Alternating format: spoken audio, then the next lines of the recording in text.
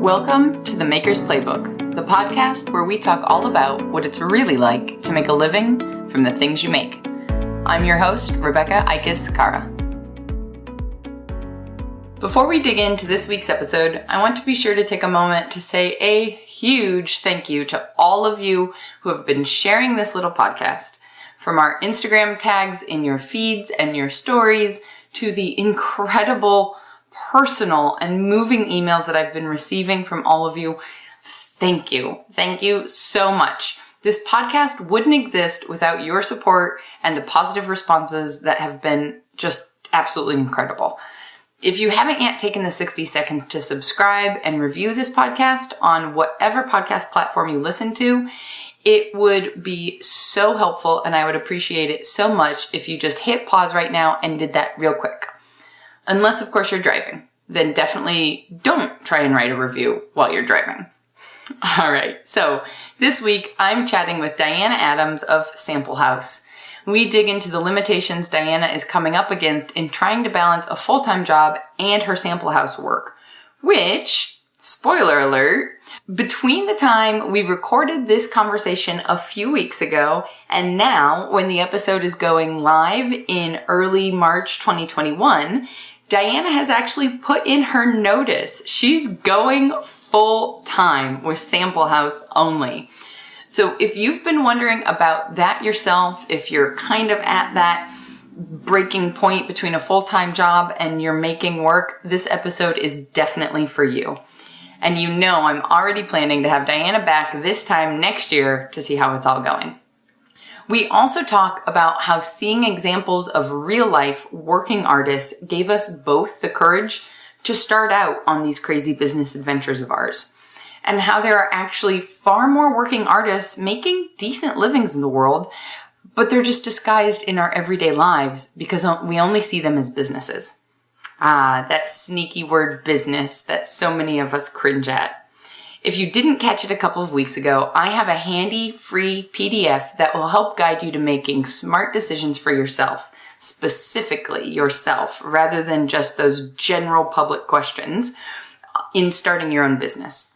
Grab the guide for free at makers-playbook.com/guardrails. That's makers-playbook.com/guardrails. Or just click the link in the show notes to download it. All right, let's hear all about it from Diana. Hey, Diana, welcome to the podcast. Hi, thank you so much for having me. I am super excited you're here, and I'm also really excited that Steven connected us. I think, it's so weird what a blessing Instagram has been when there's a pandemic. I know. This whole time has been surreal. Right? And Steven's awesome. I love him. He's so lovely. I could talk to him for ages. And it's so funny because I feel like pre-pandemic, it was, I want to get off social media. I waste too much time. I spend too much time there. But now that we all have to be removed, the positives are coming back in terms of connecting with so many people that I would have never otherwise connected with. Like you're in LA and I'm in Chicago and normally I'm in California for work every once in a while, but that's not happening anytime soon. Right. The whole thing is a beautiful thing. It's all working out, even though it's pretty rocky, even still right now. But I love how it is connecting more people globally. Absolutely. I mentioned you're in LA, so tell us who Diana is, how you got to where you're at right now, and a little bit about Sample Haus. The big dreaded question. I did warn you. I gave you a warning.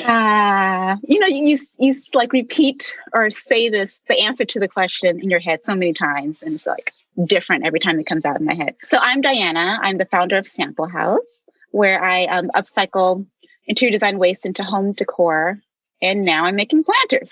But we'll get into that later. So pretty much, how did I get started? There is no short story to this, so I think it's important to kind of know the ins and outs and the twists and turns that people take throughout their lives that kind of build on the uniqueness of everyone's story.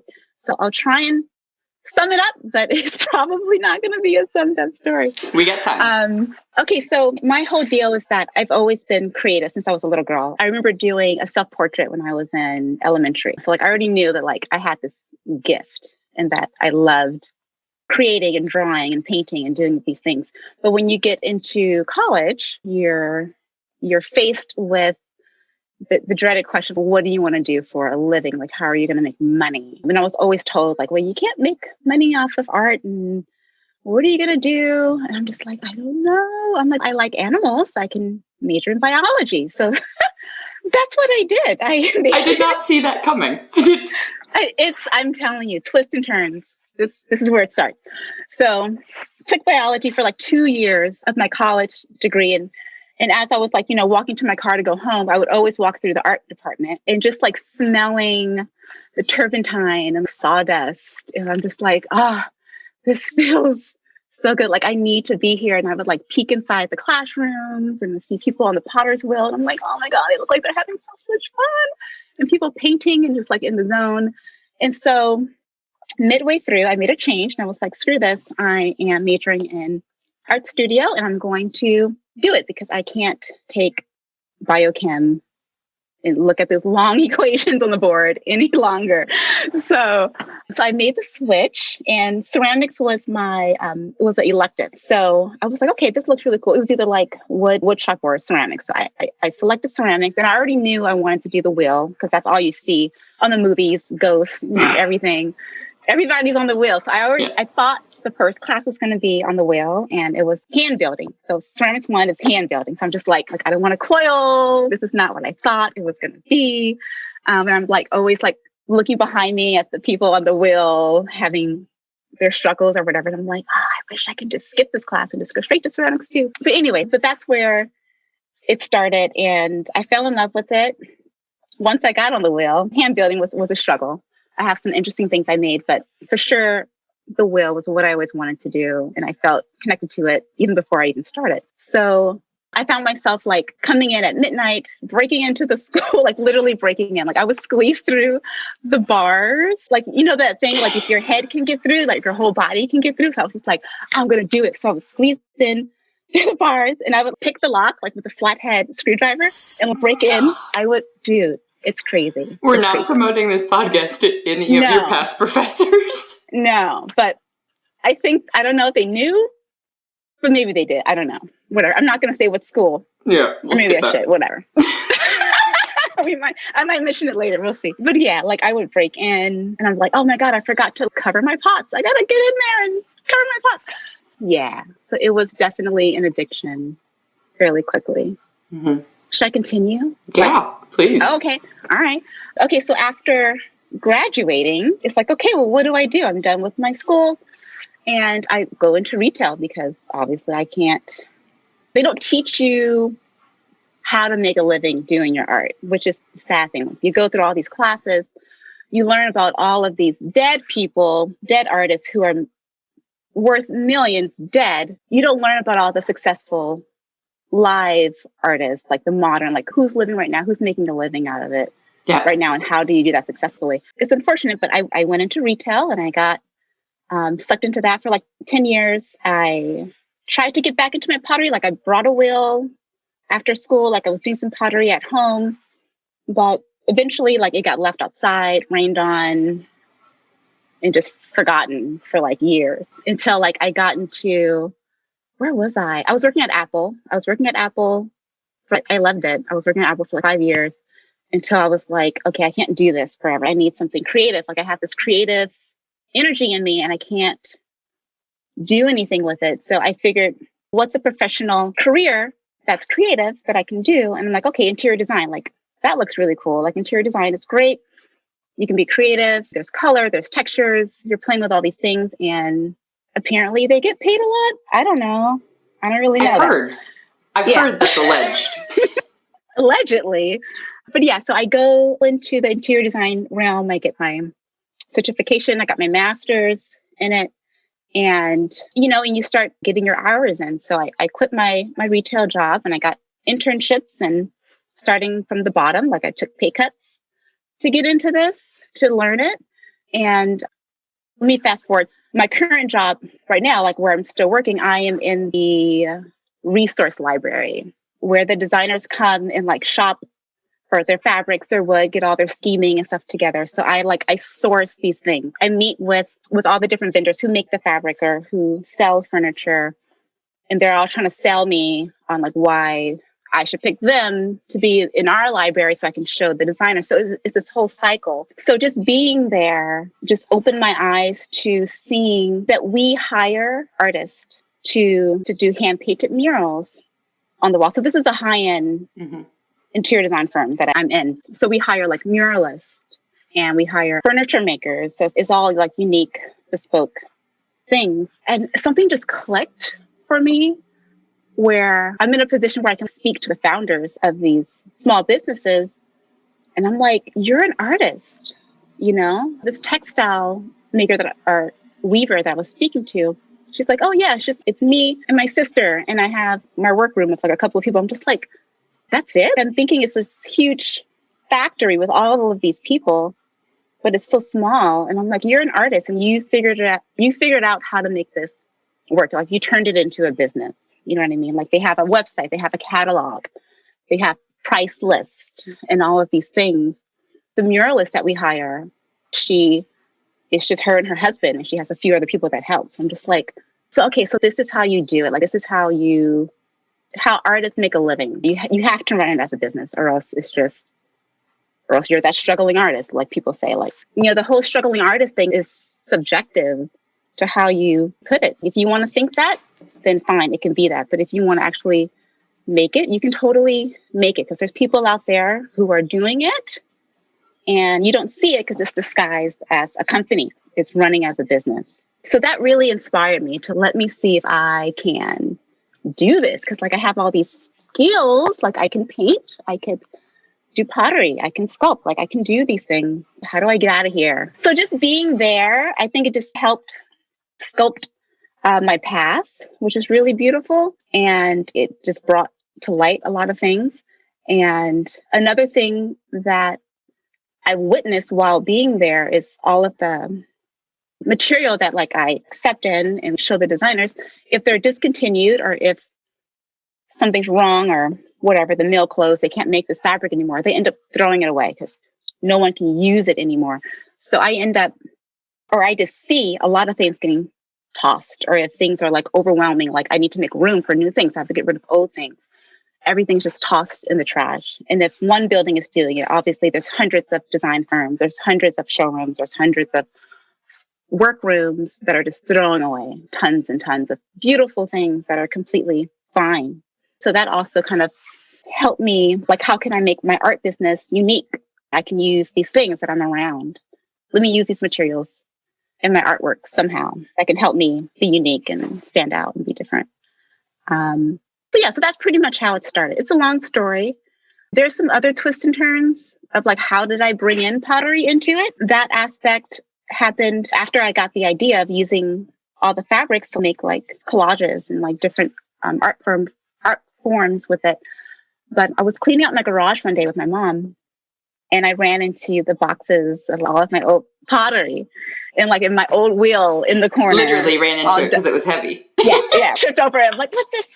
I broke my toe on my one first pot ever. I know. Heavy. So heavy. But yeah, so I open up these boxes and I'm just like going down memory lane. I'm just like, oh, my test tiles. Like I kept all my test tiles and all of my old pots. And there was some bisqueware in there that I didn't finish. So I'm just like, oh my gosh, I should totally like glaze this and finish it. And I found a potter studio in San Pedro, Roy Kinosaki. I have to mention him. So I went to him and I worked in his studio and just building back my skills. Just getting back into it. I'm just like, okay, I've decided I wanted to work with these fabrics and helping, reduce waste. How can I introduce pottery into it? Because I love it and I can't let it go. I start playing with if I can adhere the fabric or like maybe weave the fabric into the pot somehow, like making the holes. Like I've seen other artists do this, like weaving with it. So that's how I came up with the whole like lidded jars with the leather loops in it. There's some things I play with like weaving, but yeah, a lot of my stuff has like fabric adhered to it, or wall covering is adhered to the pottery. And so that's pretty much how I brought the pottery in.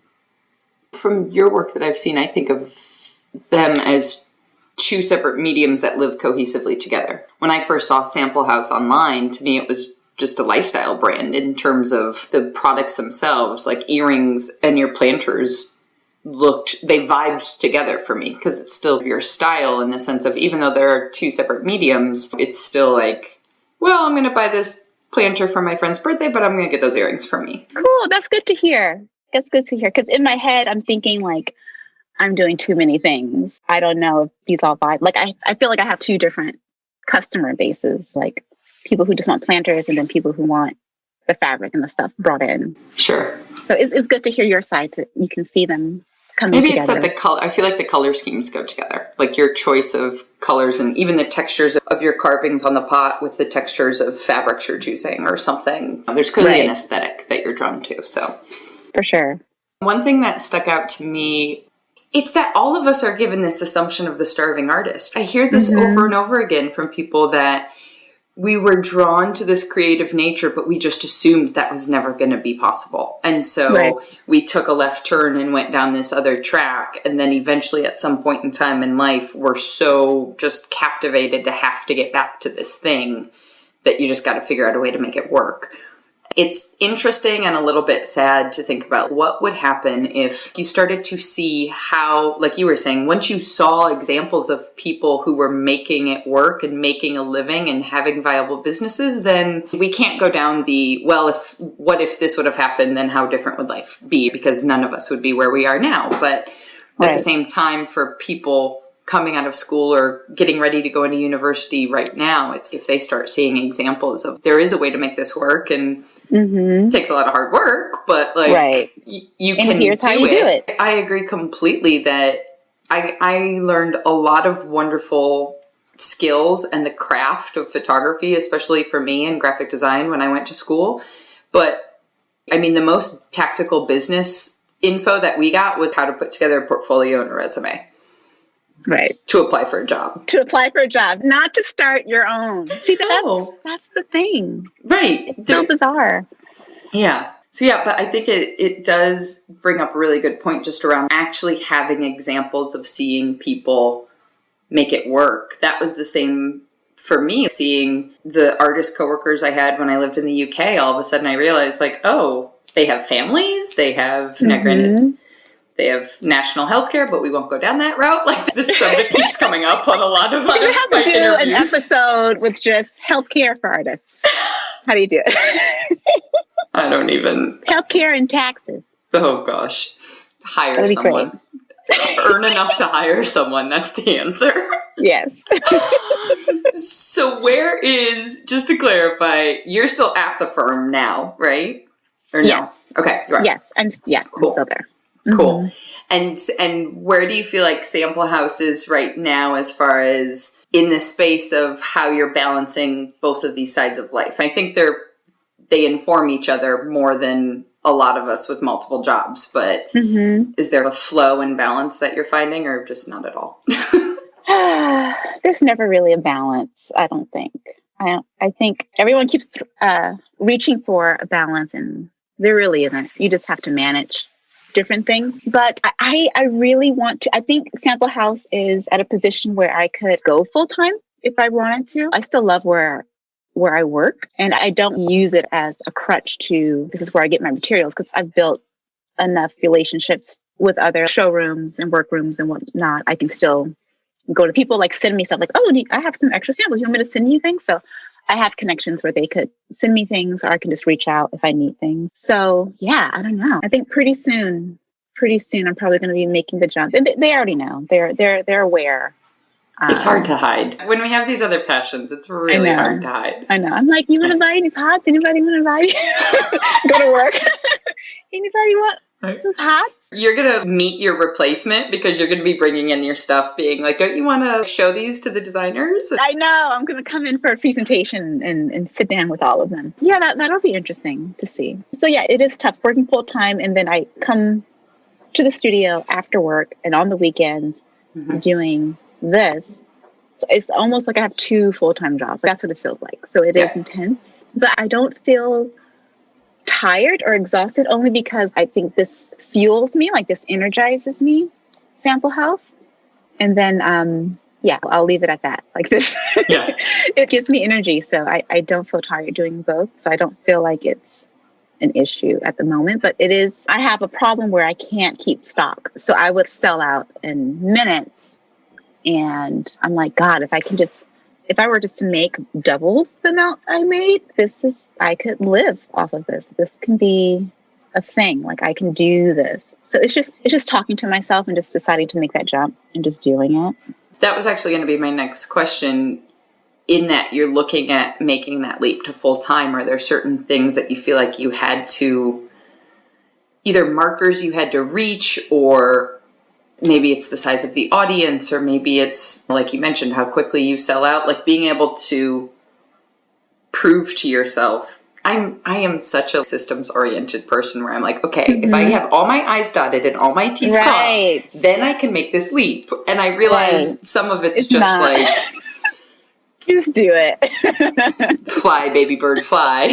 Exactly. But there's clearly been some thought process, though, in kind of analyzing, are you ready to make that leap or not?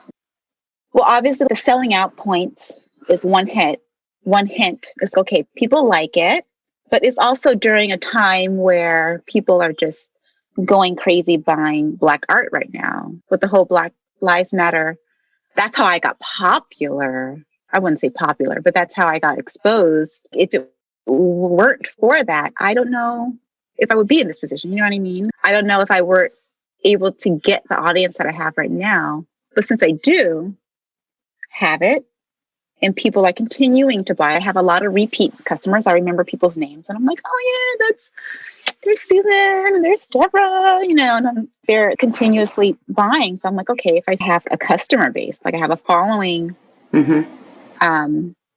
Here and I waited until 2021. I'm like, okay, if people are still buying 2021, then maybe I can make that leap. Okay, I sold out again. They're still here. It's 2021. Okay, and, you can just keep making all of these excuses or markers, and you get to a point where you just need to just make the jump and just do it. I think that time is now, and pretty soon I'll announce it, and it'll be a glorious day.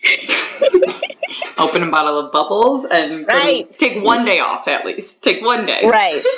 And celebrate and then go back to work. Yeah, exactly. You make a really good point, though, in that there was such a surge last year. And I've heard this from a lot of my BIPOC friends of trying to figure out how much of that was savior complex and all of us white women, let's be honest, making up for like, oh crap, I'm an idiot and now I'm learning.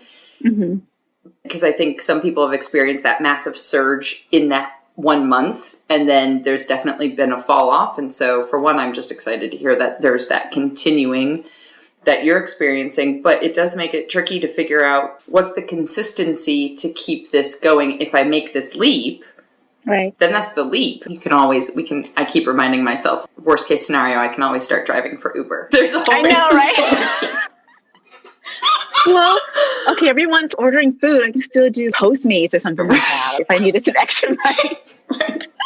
Just think it's impossible backup. There's always a backup solution. We have to remind ourselves. We are skilled, smart people. Like, we always have a backup. But it is, like, that was a real... And obviously, I didn't have personal experience, so I'm speaking from hearing other people's experience. But that was, like, a blessing and also a confusion all at the same time. And I had a question with that I have now forgotten.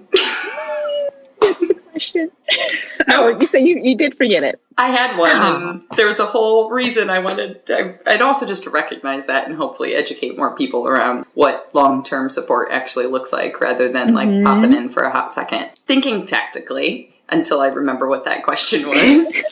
You're in LA. As you're thinking about making this leap, what's the actual functionality? Are you in a community studio? Are you going to make a studio in your garage? What's the actual, when that day comes, how will Sample Haus kind of function from a day-to-day for you? Yeah, I'm currently in a studio right now. I'm at Hawthorne Art Complex, and I got the studio like 2 years ago. So I started the business 2 years ago. So I already knew in my head, I wanted to have this business. So I pay rent to this space. It's pretty much a big warehouse, and everyone has their own kind of sublet, like little unit with various sizes and whatnot. So I have a unit, and then I have a kiln that I share with another artist outside in the back. So there is a kiln room. There's no sink in my studio, but there's a sink in the bathroom. So like I will have to carry buckets and whatnot. And it's a lot of flavor of love with this. But yeah, I'm going to stay here until I outgrow the space. Maybe just get a bigger unit here, or if I need something bigger, if I start hiring like a bunch of people, and next thing you know, if I have like some type of factory going or something like that, then I'll be looking for like a warehouse space. I'm already like thinking big, like which is exciting. Yeah. As I'm like driving up and down the street, like I'm looking at warehouses. I'm like, oh, that'll be a cute little spot, a little sign outside, Sample House. Look at the parking. Okay, there's enough parking if I want to have classes. So it can definitely expand into something really big and beautiful. That makes me super curious. What's like the crazy audacious dream? You just in 30 seconds mentioned like hiring staff, running classes, like this is big, which is amazing. So what's like the Sample House dream? 10 years from now, 5 years I don't know if I can tell you exactly without like patenting anything. Like I have like big ideas. It just makes me so excited because I feel like my weakness sometimes in the way my brain thinks is realizing, like you were saying in the beginning, when we are only ever taught the stories of the starving artists, you don't get taught to dream big. And so hearing somebody already thinking like outside of the scope of let me just sell enough things on Etsy to pay my rent, right? Like we think so minimal, and then that's where you stay, right? That's where you get stuck. At least I'm just talking for myself. I'm not going to put words in anybody else's mouth, but that's that's so exciting. Oh my gosh. Yeah, it's crazy. I want to collaborate with other artists. That's why I didn't put my name in the business. I didn't want it to be like Diana Pottery Studio, or whatever, like Sample House. I want it to be more of like a communicative thing, like working with other artists, maybe getting other artists to help me with using all these fabrics. Because it won't just be LA. Like if I really wanted to, it's a movement. I think Sample House will be part of a movement where really trying to help sustainability all over, not just in LA, but like it's a problem everywhere. So if I get more artists like myself to help use these materials, it'll grow into something really crazy and beautiful. Oh, that's so exciting. See, this is the interesting thing though about once you get artists' brains thinking about using the resources already in the world to create more green business. And there's so many other than social movements inside of just the passion of creating that can build stronger businesses. And it's part of why I really want for the word business not to be a dirty word in the arts anymore, because I feel like if we start being excited and proud to have a business, and that we don't look at business as being like the oil industry or something, then we have more power and we have more influence in the world and can do the things that need to bring about change. Totally. Going back to the growth you've seen over the course of the last year, or maybe this is more than just the last year. I know you started Sample House 2 years ago, you mentioned. Was there a thought process as far as, okay, I need to grow an audience in this way and I need to own them, so to speak? That's a terrible word, I realize. But own them. I own them all. I think of the difference between an email address and an Instagram platform. Right. Instagram can disappear. So before starting this, like I was listening to a lot of podcasts just to inform myself with how to run a business, how to do it properly, marketing and whatnot. So everyone was talking about the whole email, gathering people's emails or phone numbers to connect with them, because you don't know when these platforms are going to disappear. Instagram is already going through some weird stuff where people are like, I'm not going to be on Instagram anymore. I'm just letting you know because I don't want them tracking me down. And so people are leaving. So you never know what's going to happen to any of these platforms. So I think gathering people's emails and still being able to connect with them on your own is important. I started to collect people's emails during the art fairs I was doing. So I was doing Unique Markets, and I did a show in Pasadena. And so I would always have my little handwritten notebook, people physically like writing down their emails, like, "Hi, you want to join my email list?" And then I would have to hand type everybody in. So it was dreadful. I'm glad that this online thing is happening. So everything is now digital. I just wish that everybody could see. So, like, for people listening, we are on Zoom, and I wish everybody could see the gorgeous, massive smile you had on your face when you said it was dreadful. Always smiling through the pain. But yeah, I think gathering people's emails is super important. Whenever I announce something on Instagram, I'll send an email post like, "Hey, I'm going to have a shop update." And then announce it on Instagram, "Hey, I'm going to have a shop update." I might start doing different things where I'm only going to offer things to people on my email list pretty soon so that I can share on Instagram, like, "Hey, we just had a shop update. Y'all didn't know about it because y'all didn't sign up to my email list." So yeah, so I think that'll be good for gathering more people. Yeah, just for that purpose. You never know what's going to happen. You still want your customers to find you. Yeah, totally. Mm-hmm. I think that's incredibly insightful that you thought of that before you even launched. I mean, so much for the windy path. You are now like, all right, let's go. The plan. Carpool lane speed. Go. I love it. I think for sure educating yourself and listen to business podcasts, you have to. Yeah. You have to educate yourself if you want it. If you want to make money off of it, if you want to live off of it. You can't think money is a dirty word. Like, everyone needs to make a living. And if that's what you want to do, make a living out of your passion, then you have to learn these things and how to do it, properly. The hard shift I had, I still have, I can't even say past tense, but that is constantly a reminder, is not only make a living in the sense of, okay, I can pay my bills and I can buy groceries, but also like, I've run my business for 10 years. If I had worked for somebody, the same company for the last 10 years, the amount of like PTO I would have every year, or the annual bonuses, or like any of those structures already built in when we're doing this for ourselves, it's okay to think of those things. Like, you should be planning, hey, I want to earn 20% increase year over year, because if you were working for somebody else, that would already be built in. Not doing your prices based off 60 hours a week for 52 weeks out of the year. Maybe it's 48 weeks out of the year because you want to take 4 weeks off. Yeah, you need a vacation. They're okay. I know. I thought about that because, like, during Christmas, we had 2 weeks off of my full-time job. I'm like, oh, this is great. But then I was in the studio working. And so I was just thinking, I'm like, if I had employees, would I make them come to work during these 2 weeks? I need to have them be off too. Like, I can't put other people like through the stress that I put myself in. So I have to also think, okay, I would need to take these 2 weeks off as well. So I would need to prep for that, And also the super exciting thing is realizing if we support ourselves in a way that allows us to then employ other people, we can now be a massive vehicle for change in the sense of different employment practices, right? When I had a studio manager, it was like, look, you can set your own hours as long as the work is done within these time frames. I don't care if you want to send that email at 11 o'clock at night or if you want to send it at 11 o'clock in the morning, as long as it's within, 48 hours of receiving it.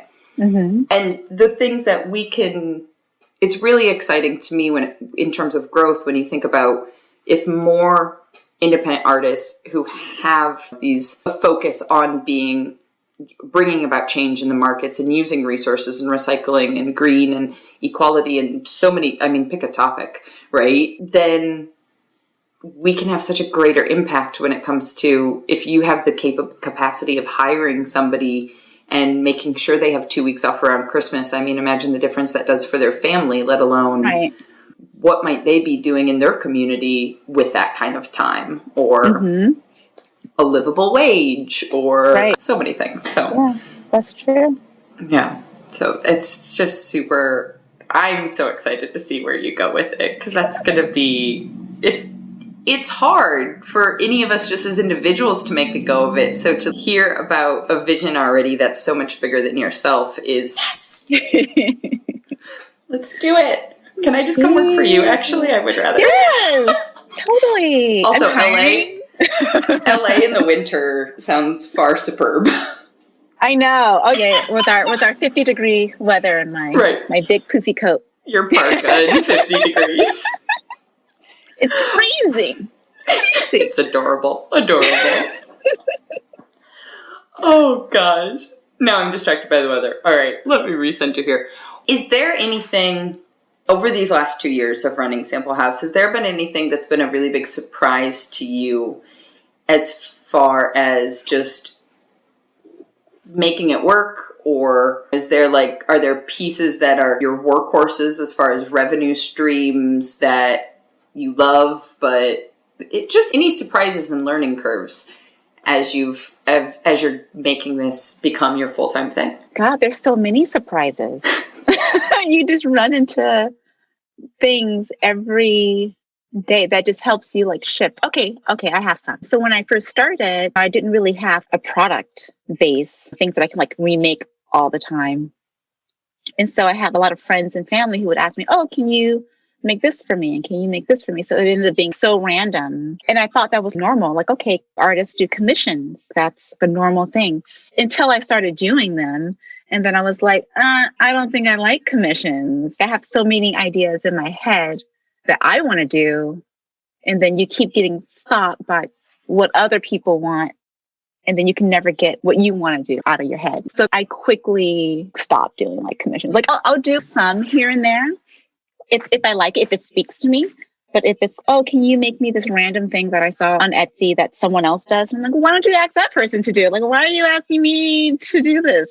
So yeah, but if it speaks to me, I would totally do commission, but I'm definitely learning to say no. I'm learning to say no a lot, or else it's just going to consume me. It's saying more yes to things I want to do and where I want to go in the future. So yeah, that's another thing, learning how to say no to different things. What else? There was one in my head that I lost. Things that I've learned. I've learned that the power of your customer base, your customer service. I would say customer service has always been important since I've been in retail. They always talk about customer service. But when you see it, when you're trying to run your own business and you see how the power of people spreading, sharing your artwork because not only they love your product, but they love who you are and who you stand for. It spreads way quicker than what you can do on your own. You can look all the marketing stuff you want and spend all this money on ads and whatnot, but the power of your customer base and making sure that they're happy and they're getting what they want and that they love what you're doing, they can help grow your business 10 times more than what you can do. Your customer is your marketing department in that way when you treat them well. Mm-hmm. You mentioned shop updates and maybe incentivizing people to be on your email list. Have you found a flow already in terms of managing? I mean, there are so many different aspects that we have to manage, and maybe this is a stupid question, but I'm going to keep asking people because I'm interested to see how the variances are, because I think what we see on Instagram over and over again is people posting, you're doing a big make and then posting a big shop update, and okay, the shop is open and live and you can order. Some people have it where it's available to order within this week and then they close it down, or it's just up all the time until you sell out, or what's that side of the customer experience look like? I'm still trying to figure that out because right now it turned into make a bunch, a small batch, put it up for sale, and then they come in and they eat it up and then it's gone. I didn't plan for it to be that way. That's just how it turned out. So moving forward, and after things are sold, I do have a lot of messages from people being sold out. Can I order this? Can I order this? And so I'm already thinking, okay, people still want more. How can I? Because it is stressful going online and hustling, trying to buy something before it sells out. It is stressful. And I understand that. And I want to help that. And so I started looking at other businesses like Eastfork. Do you follow Eastfork? Yeah. I love them. I love them. And everything that they do, I'm just gonna run with it. I'm just gonna Yeah. Not copy. Copy isn't the right word. Let this be the formal public statement that they're on my wish list. I haven't actually reached out to them yet, but if anybody's got any connections, please introduce us. And I would, because I think their business model is so different than what 90% of people are doing. And I just think it would be incredibly insightful. Mm-hmm. Yeah, I'm fascinated. If you didn't know, so they were the ones who like shared my business on their platform that made me boom. So it was fantastic. It was so one thing that I like about what eSport does is that they do the pre-ordering aspect. So I like the fact that you can open up, say, hey, these are the products that I'm going to be making. These are the colors. Order what you want. And then once I see a max, okay, if it's whatever, 100, 200, okay, that's how much I can make, shut it down, and then start making all of those things. So pretty much everyone, they feel like they have a customized piece. Pre-ordering in a way that you're still controlling capacity and what you have the capacity to make, and then shut it down. Yeah, so I feel like doing it that way, you can learn a lot about, not only are you making your customers happy, they feel like they have a customized piece, but you're also learning about what people like. You know, if you feel that a certain color, it was ordered more than others, you know that for next time, if you're going to do like a shop update and make more of that color or more of that piece, because that's what sells more. So I think it's just very smart. Just like every once in a while, I might open a pre-order, and then at other times I might just make whatever I want to make just to make me feel good, you know. It also feels really in alignment with the way that Sample Haus originally started, with this concept of controlling waste and being a good steward of your resources, where you're not making 50 mugs, not knowing whether or not you're going to sell them. Once they're misfired, you're stuck with them. Exactly. So, yeah, I think that feels really in alignment with the mission of Sample Haus in the first place. Mm-hmm. Yeah. Cool. That's a good point, Rebecca. That's a great point. You can use it. And then just be sure when I come to you for a job, be sure you remember that smart idea. Got it. Well, that's part of what got me started in wanting to have these conversations, in that if somebody who is new to the ceramics world jumps on Instagram and is starting to pay attention to what other potters are doing, the overwhelming majority of people are individuals with a partner who has a traditional job, who has a paycheck every 2 weeks and healthcare and retirement benefits and all that kind of stuff, and the artist partner who's making a go of it, but they have some support financially, who is doing the let me grow my Instagram as big as I can so that then I can announce this shop update, and then I've already made all of the pieces and I'm hoping that I'm going to sell all of them. And somehow that will make ends meet. Yeah. I'm pretty sure that at some point, the whole like small batch sellout marketing that I'm doing right now is probably going to end up stopping. Like, it's probably going to stop selling out. So I'm like, okay, I got to make a switch. But just knowing that's another option to do is good too. I mean, I think you made a really great point that it's a really smart way to test the market, right? Like, you can still be making, to your point about not doing commissions anymore, like, you want to make sure you're making things you're excited about and you love and it's you.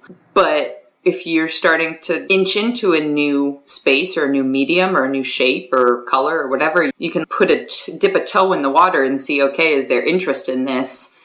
Right. You get 5 pre-orders. It's not a big deal to fulfill those, but you also know, all right, I'm not going to go make 100 of them. Right. You're just so prepared for this, girlfriend. Like, you're going to go full time, and I'm going to be like, remember us when? Remember us when? I just think you're going to crush it. You've got so much insight already into the business side of it that's so hard to come by. So, Thank you. I hope so. That's the plan. Well, we've mentioned Instagram, we've mentioned your business name, but tell us the actual handle so everybody can be sure to find you, and I'll obviously link it in the show notes anyways. But where should everybody come keep tabs on the empire you're about to build? Yes. Okay, so my Instagram is sample.haus, and that's house spelled Haus, like Bauhaus. And my website is www.mysamplehaus.com, but you can find all that through my Instagram. I can't wait. I can't wait to see you go full time, and we're going to have you back to talk about the realities of all of that this time next year when you're crushing the game. Oh my goodness. I'll be so excited. It'll be good. It'll be fun. Diana, thank you so much for your time. I appreciate it so much. Yes. Thank you so much for having me. This was fun. That wraps up episode 110 of the Maker's Playbook. As I mentioned at the start of this episode, if you are going back and forth wondering about the right decisions for starting your own business, be sure to grab my free PDF, The Savvy Owner's Quick Guide to Smart Decisions, at the link in the show notes. This guide will empower you to make decisions that are best for your life, rather than being left to sort through the generic advice of all of our well-meaning colleagues online, who may or may not have similar circumstances to you. Grab it at makers-playbook.com/guardrails.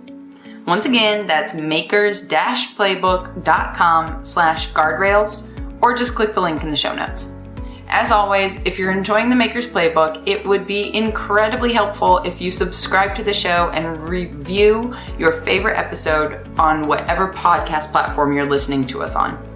Double points if you share about it on Instagram. I have no idea what that point system is, but be sure to tag us at the Maker's Playbook if you do share on Instagram, so that I in turn can share your account to our audience as well. Until next week, go get back to making your dreams a reality. Together, we've got this.